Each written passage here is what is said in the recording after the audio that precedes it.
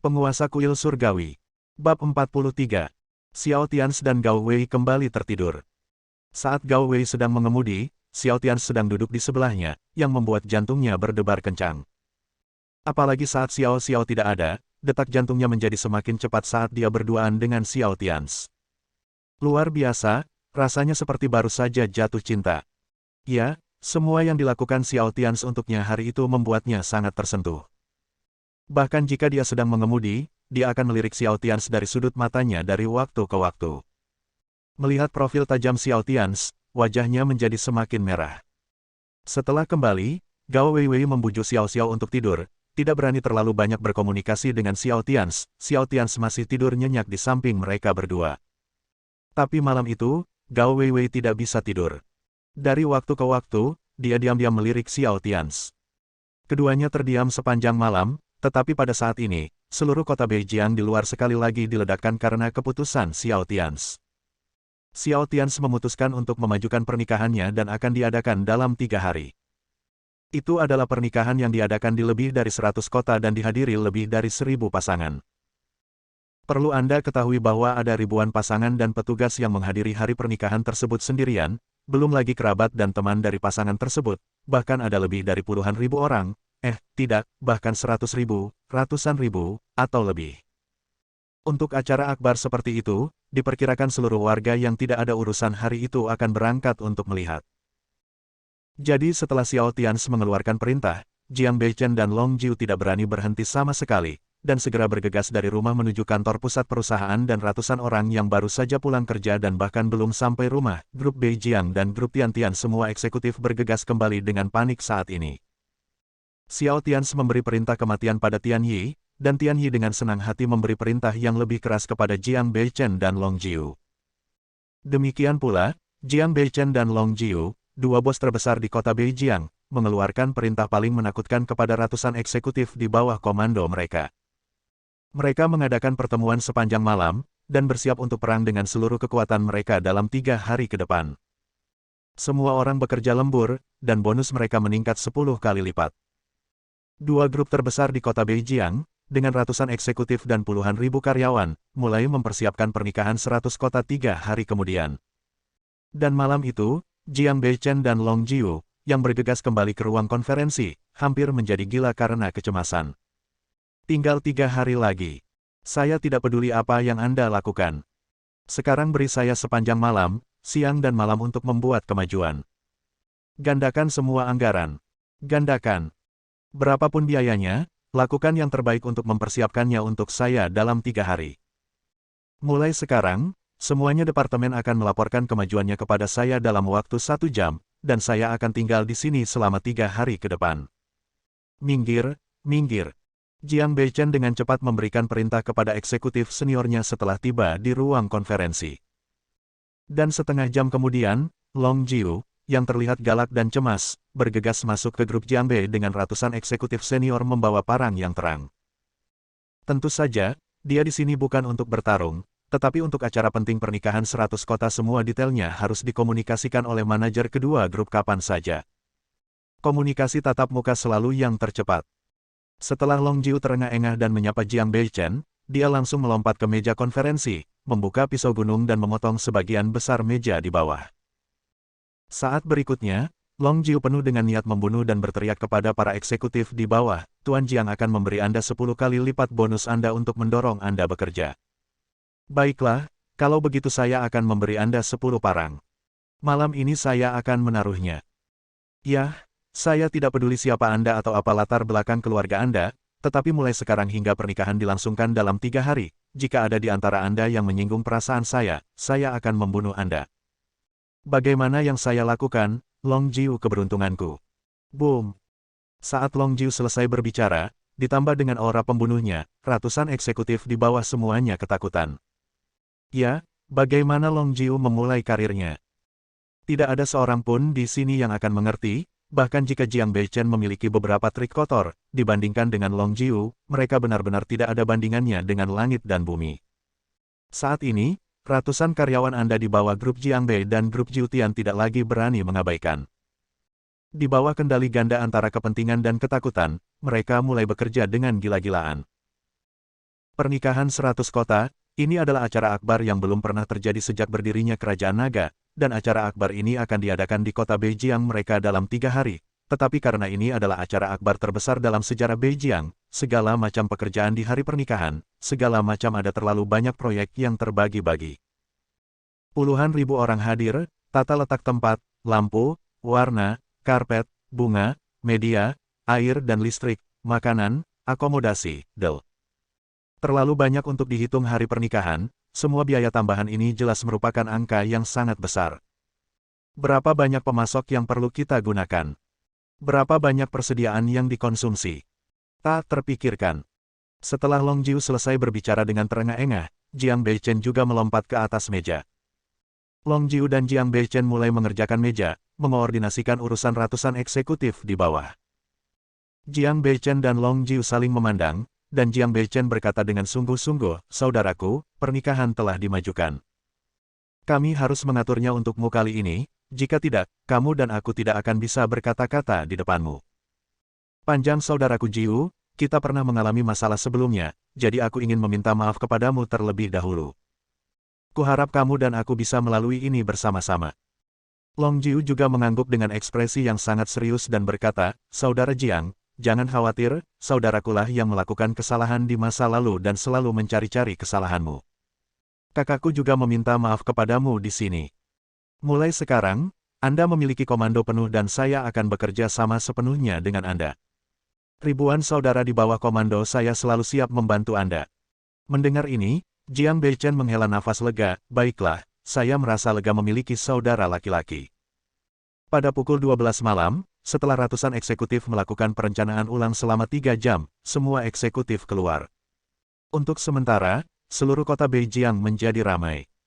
Pintu masing-masing pemasok grup Jiangbei dibuka. Eksekutif Jiutian Group baru saja melemparkan kotak uang ke sana, segera hubungi para pekerja dan kembalilah untuk memproduksi untuk saya. Kecepatan, cepat.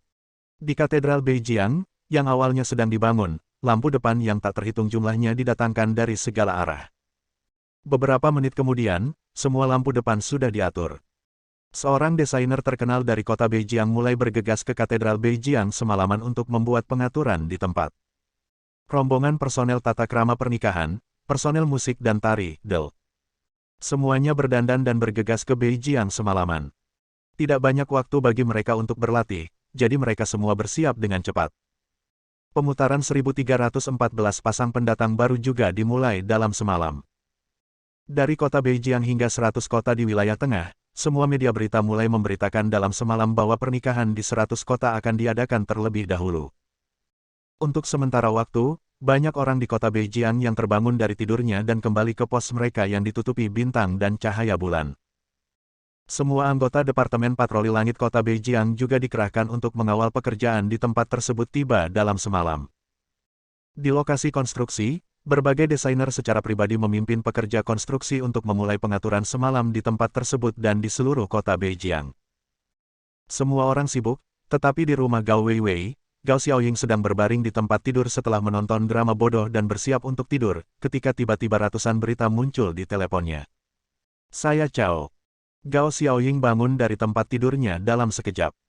Melihat ratusan laporan berita di ponselnya, dia bergegas ke jendela, membuka tirai, dan melihat bahwa kota Beijing yang awalnya sepi sebenarnya menyala. "Aku, Cao, apa yang kamu inginkan, kakak ipar?" Gao Xiaoying menelan ludah karena terkejut dan mau tidak mau melirik ke arah ruangan tempat Xiao Tians berada.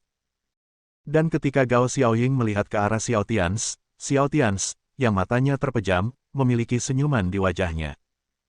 Di luar sangat bising, dan dengan kekuatannya, dia tahu dengan jelas bahwa sebagian besar orang di kota Beijing mungkin tidak akan bisa tidur malam ini.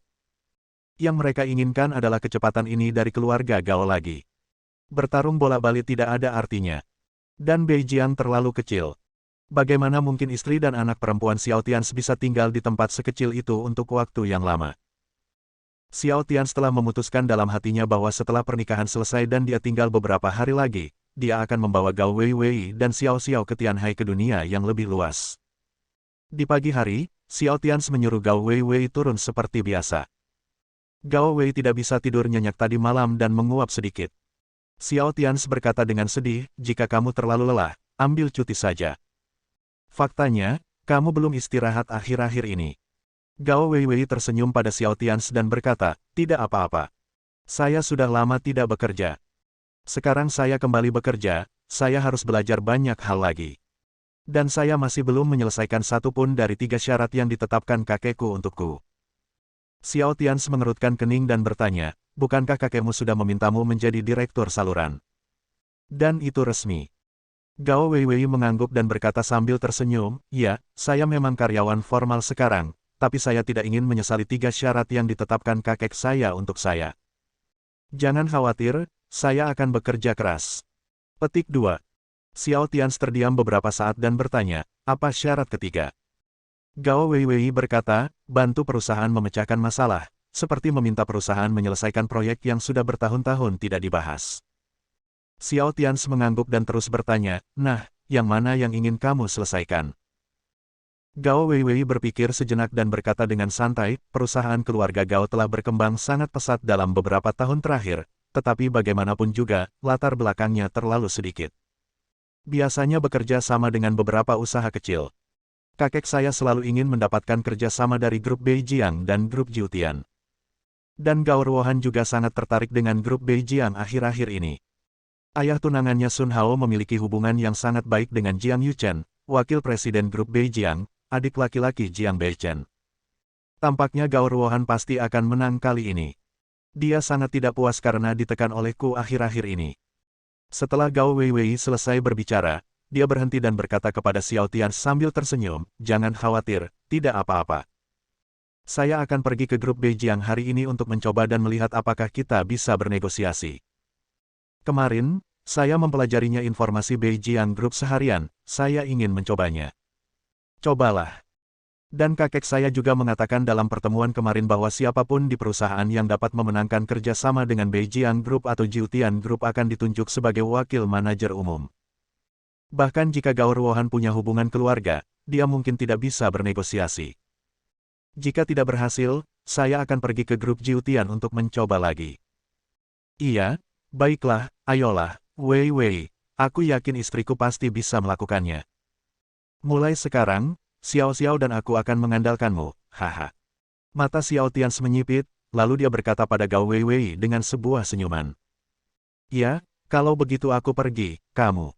Jaga dirimu. Gao Weiwei akhirnya tersipu dan berkata pada Xiao Tians dengan sedikit malu-malu.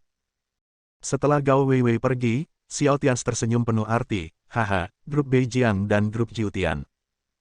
Weiwei baru saja bergabung kemarin, jadi Gao Yuanshan memintanya untuk bernegosiasi hari ini, dan bahkan menawarkan godaan untuk posisi wakil presiden. Biarkan Gao Ruohan bersaing dengan Weiwei lagi, haha, apakah kamu mencurigai sesuatu? Xiao Tians berkata pada dirinya sendiri. Pada saat ini, Gao Xiaoying datang dari belakang sambil menggendong Xiao Xiao dan berkata kepada Xiao Tians, kakak ipar, apakah kamu mengatakan bahwa kakekku menebak bahwa kamu membantu saudara perempuanku di belakang layar? Xiao Tians mengangguk dan menggelengkan kepalanya, saya tidak tahu, tetapi kakekmu telah bertanggung jawab atas perusahaan selama bertahun-tahun dan sangat licik sehingga dia seharusnya curiga. Gao Xiaoying mengerutkan kening ketika dia mendengar ini lagi dan berkata, kakak ipar, apakah kamu akan mengambil tindakan kali ini? Jika kamu mengambil tindakan, bukankah kakekku akan semakin meragukanmu? Xiao Tians tertawa ketika mendengar ini, dan berkata dengan gembira, haha, itu tidak masalah sekarang. Pernikahan akan diadakan dalam 3 hari. Bahkan jika kakekmu meragukannya, lalu kenapa? Haha. Xiaoying, tolong jaga Xiao Xiao untukku. Aku akan menemui Jiang Beichen dan Long Jiu secara langsung, dan ada beberapa hal lain yang perlu aku diskusikan. Xiao Tians menyapa Xiao Xiao lalu, dia pergi. Ya, meskipun Gao Yuanshan meragukannya, apa gunanya? Xiao Tians tidak bermaksud menyembunyikannya terlalu lama, dia ingin meringankan sakit hati Gao Weiwei dan meringankan kesan Chen Shuzhen dan Gao Zheng terhadapnya. Namun sejak dia memberi Chen Shuzhen mobil dan membeli rumah kemarin, dendam Chen Shuzhen dan Gao Zheng terhadapnya sudah lama hilang. Kalau begitu, kenapa dia terus bersembunyi? Biarkan sekelompok badut itu menari di depannya. Candaan. Bab 44. Pada pukul 10 pagi, Xiao Tians dan Tianyi tiba di gerbang grup Beijiang. Xiao Tians berjalan di depan dan Tianyi mengikuti. Saat pertama kali tiba, mereka melihat Gao Ruohan, yang mengenakan pakaian minim, memegang lengan Sun Hao dengan penuh semangat dan berbicara. Suamiku, aku benar-benar ingin mengucapkan terima kasih kali ini. Kalau tidak, aku akan selalu ditindas oleh Gao Weiwei. Aku tidak tahu nasib buruk macam apa yang dialami wanita bodoh itu. Hanya beberapa hari setelah dia kembali, kakek benar-benar menjadikannya direktur saluran. Dan saya diturunkan pangkatnya. Setelah Anda membantu saya mendapatkan kontrak dari grup Beijiang kali ini, saya ingin melihat apa lagi yang bisa dibandingkan dengan saya masih satu tingkat lebih rendah dariku. Petik 2. Kata Gao Ruohan dan mencium wajah Sun Hao. Sun Hao juga menikmatinya, mengangguk dan berkata, benar, keluarga Sun saya telah menjadi pemasok Beijiang Group selama bertahun-tahun. Apakah Anda melihat beritanya tadi malam? Pernikahan Presiden 100 kota yang misterius dan sombong itu diadakan di San Ratu Surga akan segera diadakan. Sekarang para eksekutif grup Beijiang dan grup Jiutian sudah sibuk. Tidak ada yang beristirahat dari tadi malam hingga sekarang, apalagi masuk, aku khawatir dia bahkan tidak dapat menemukan siapapun yang punya waktu untuk berbicara dengannya sekarang. Gao Ruohan mengangguk setuju dan berkata, ya, suamiku, kamu masih luar biasa. Ngomong-ngomong, suamiku, bagaimana dengan pernikahan kita? Pernikahan Bai Cheng telah dimajukan, jadi menurutmu kita bisa mendapatkan kuotanya? Sun Hao mengerutkan kening dan berkata, pernikahan Bai Cheng tiba-tiba datang jauh sebelumnya, dan saya tidak siap. Tapi jangan khawatir, saya sudah melamar di situs resmi Beijiang Group dan Jiutian Group, dan karena pernikahan Bai Cheng ada di kami Beijiang kantor kota Matya, jadi akan ada lebih banyak tempat di kota Beijiang. Saya merasa harus bisa melamar. Pernikahan di 100 kota, acara akbar bernilai miliaran atau puluhan miliar, saya juga ingin berpartisipasi. Gao Ruohan mengangguk dan berkata, ya, suamiku, saya juga ingin berpartisipasi. Saya berjanji, jika Anda bisa mendapatkan tempat, saya akan membiarkan Anda melakukan apapun yang Anda inginkan selama beberapa hari. Anda dapat melakukan apapun yang Anda inginkan. Saya akan melakukannya bekerja sama denganmu. Gao Ruohan saat dia berbicara, wajahnya memerah. Penampilan Gao Ruohan yang pemalu membuat Sun Hao di sebelahnya merasa gatal di hatinya, dan dia melirik sekilas ke kaki panjangnya. Saat ini, Sun Hao melihat Xiao Tians datang ke sini, dan dia langsung menyipitkan matanya. Jadi dia langsung menyeret Gao Ruohan, berdiri di depan Xiao Tians dan berkata, Xiao, apa yang kamu lakukan di sini? Oh, kamu seharusnya berada di sini untuk membantu Gao Weiwei mendiskusikan kerjasama dengan Beijiang Group, kan? Haha. Aku takut kamu akan kecewa. Xiao Tians berhenti, memandang Sun Hao yang percaya diri sambil mencibir dan berkata, oh. Maksudmu kamu sudah menyelesaikan negosiasi. Sun Hao mencibir dan melirik ke arah Gao Ruohan di sebelahnya.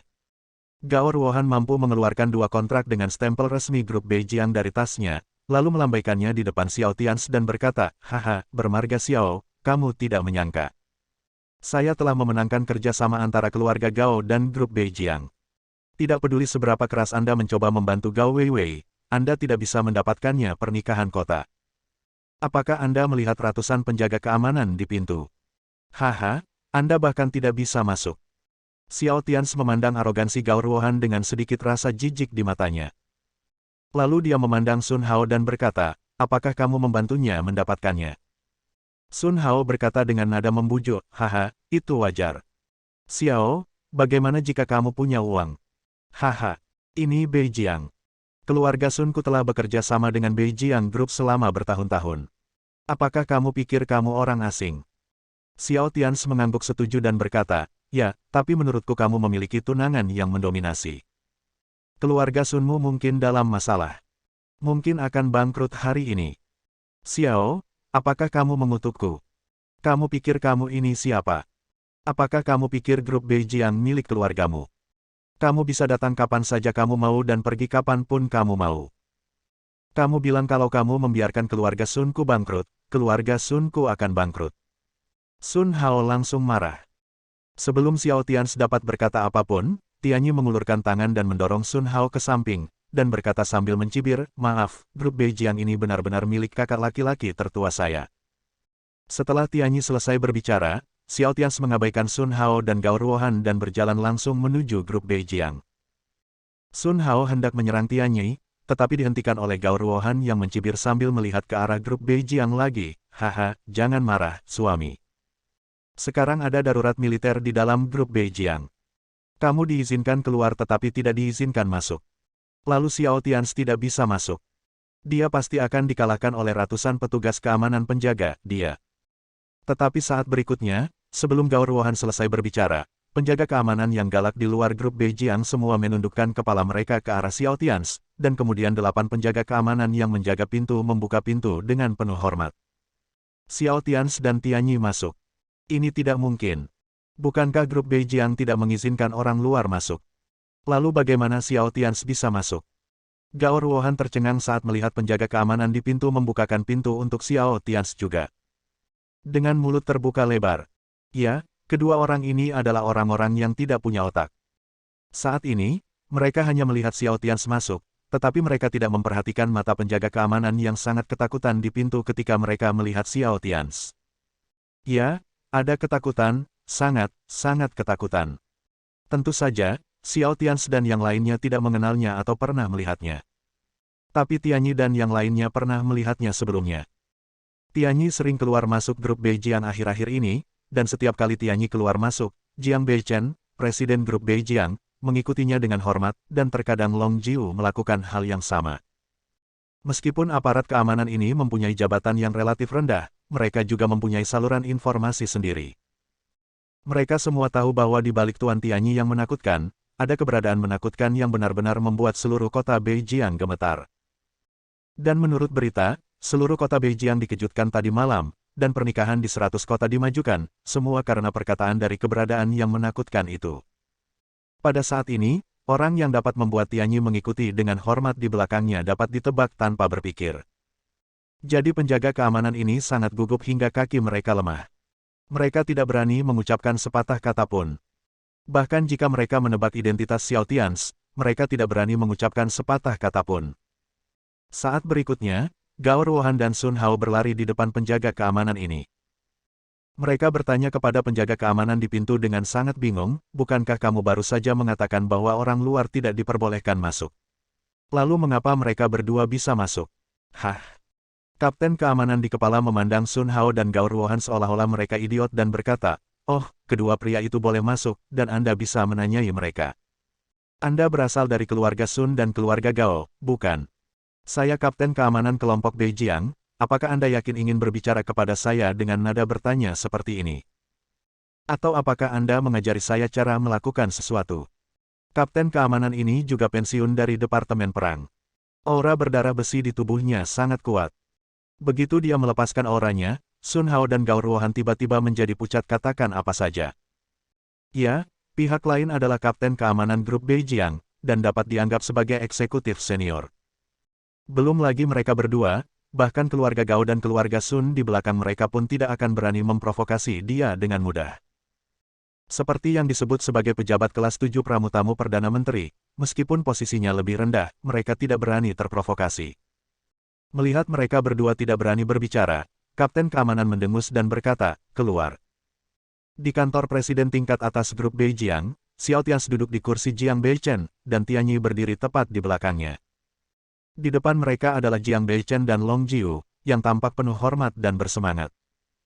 Xiao Tians memandang dua orang dengan wajah kuyu, lingkaran hitam, dan mata yang kelebihan berat badan dan berkata, "Terima kasih atas kerja keras Anda.